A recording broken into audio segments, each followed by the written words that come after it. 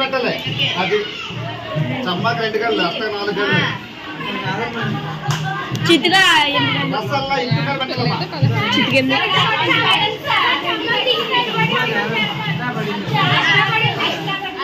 ఇదే